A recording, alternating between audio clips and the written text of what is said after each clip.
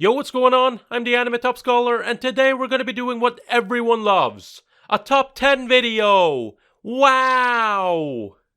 So yeah, I'm currently busy with exams right now, so I needed some less time-consuming videos to make. And I figured this was as good a time as any to make a top 10 video, where I rank my 10 favorite retro anime. There's going to be 2 videos like this. The first one will include TV series, while the second one will only include movies, and that will come out later. Now, before we jump into it, I just want to remind everyone that my definition for retro anime might be slightly different than yours. For me, if an anime is 15 years or older, it can be considered retro. I know not everyone agrees with that, but remember, we're entering 2020 soon, so even shows from the early 2000s are starting to get old enough to be able to drink in most countries around the world. Just some food for thought. Anyways, enough of this rambling. Let's just jump into these top 10 picks. Up first, in 10th, we have the 2003 anime from Studio Madhouse called Tecna Lights. This cyberpunk series takes place in a city called Lux and follows a man named Ichise, who ends up losing an arm and a leg and has them replaced with prosthetics called Tecna Lights. Together with a mysterious girl named Ran, they learn that the city is on the brink of war and that they might be the only ones who can do something about it. This series is dark and captivating, and one I enjoy quite a lot. It offers a very gritty look at human nature, and that is something that I'm a big fan of. I know that this show can be a little bit divisive, some love it while others hate it, but I'm one of the ones who really love it, so that's why it makes this list. At number 9, we have the 2003 series Planetass. This sci-fi series follows a group of garbage collectors in space. We follow the people working for Technora Corporation's debris section, as they perform various tasks of removing debris that litters the atmosphere. This might not sound all that appealing, but trust me when I say this is an absolutely amazing show. The way they explore a potential future for humankind, where space travel is not only possible, but common, and how that might lead to new problems, such as dangerous debris that can affect space travel, and even the people still living on Earth, is honestly amazing. Couple that with some political drama and a few terrorist attacks, you've got yourself a pretty damn solid show. Even if it doesn't sound like the most interesting show in the world from the premise alone. I can promise you that there's a lot to like here. Besides, you know what they say, everything's better when it's set in space. At number 8, we've got the 1982 series Super Dimension Fortress Macross. This space opera follows the people aboard the Macross who are caught up in an intergalactic war against the alien race known as the Centradi. This show has everything from action to comedy and even idols. It's honestly peak culture. If you haven't checked out Macross yet, then you should really consider getting on that. It's a lot of fun. The way they manage to blend comedy and music together with a serious space opera is honestly impressive. At least after a while. In the beginning, the show was more trying to be a Space Battleship Yamato parody, and this is probably the worst part of the show. But everything after that is honestly pretty good. When the comedy hits, it really hits. And the music, while repetitive, is pretty catchy. It might not be everyone's cup of tea, but it certainly was mine. At number 7, we find the great comedy from 1999 known as Great Teacher Onizuka. In this show, we follow Eikichi Onizuka, a former bike gang leader who's had a change of heart and decided that he wants to be a teacher. But not just any teacher. He wants to be the greatest teacher of all time. The comedy in this show is great, and the way Onizuka uses very unconventional methods to get closer to his students is very nice, and even heartwarming at times. Honestly, this show has a lot of feel-good moments in between the comedy as well. I would go more into it, but I don't think anybody here wants to listen to me break down the comedy in this show. But what I will say is that GTO is a great show, and one that is definitely worth a watch if you haven't done so already. Coming in at number 6, we have the 2002 TV series adaptation of the infamous anime and manga Ghost in the Shell, called Ghost in the Shell Standalone Complex. We follow the Major and Public Security Section 9 as they fight terrorism and try to track down a hacker, simply known as the Laughing Man. This show serves as a sort of alternative universe between Mamoru Oshii's Ghost in the Shell movie and Masamune Shiro's manga. Despite this, Standalone Complex is a really good and enjoyable show. It's a good show for fans of GITS, but even if you don't like Oshii's movie, you should still give this series a shot in my opinion. It's different enough that I think you might still enjoy this one. In at number 5, we've got Hasta La Joe. This boxing anime from 1970 and a continuation from 1980 is easily one of my two favorite sports anime of all time. It tells the story of Joe Yabuki, who goes from being a poor teen who lives in the slums to becoming a professional boxer.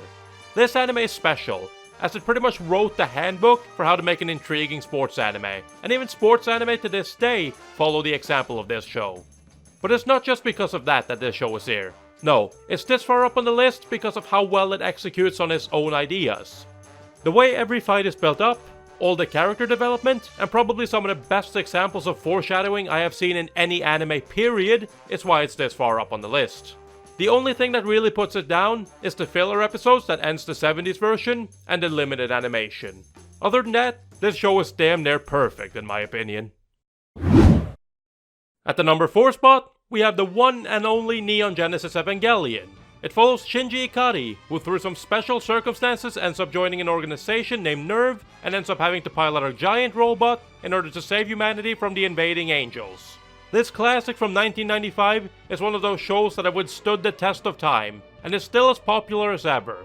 You might have expected it to be even higher on this list, and so did I at first, but it's still in the top 4, so I think that's more than good enough.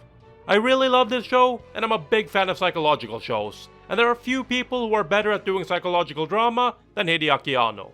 The way he manages to give his characters so many layers is honestly impressive.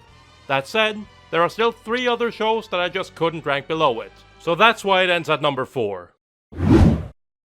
One of the things that I pride myself on is that I watch a wide variety of anime from different genres. It's very easy to stick to what you know, but if you're willing to venture out from that, you might discover something that you didn't expect to like. That is exactly why Akage no Ann makes this list at number 3. This classic masterpiece theater anime from 1979 is based on the novel Anne of Green Gables and follows Anne Shirley from age 11 to 17, going from an orphan to living with the Cuthberts on Green Gables. This is one of the very best slice of life / coming of age stories I've ever seen, and one of my favorite anime of all time. Slice of life is a genre of anime that only a few years ago I wouldn't even touch with a 10-foot pole. I thought it was boring and had nothing to offer, but man was I wrong. Akage no Ann is a bit lengthy, coming in at 50 episodes, but honestly, I loved more or less every moment of it. In at number 2, we've got the ageless classic Cowboy Bebop from 1998. Probably a very predictable pick, but honestly, I would be lying if I didn't put it on this list. First of all, it's the anime that got me into watching anime in the first place, so without it, I wouldn't even be here to begin with. And secondly, because I love this show. I know that it's getting more popular to say you don't like Bebop, because it's generally something that older anime fans appreciate more than newer ones, but just like with Eva, you can't deny the staying power of this show, since it's been over 20 years since it released, and people are still to this day talking about it. Not as much as they used to, but it's still around in popular discourse. It also helps for many that Bebop has arguably the best English dub that's been produced for an anime, and back in the day, a good dub was very rare to find. But what stands out the most in this show, at least to me, is the amazing animation and fight choreography.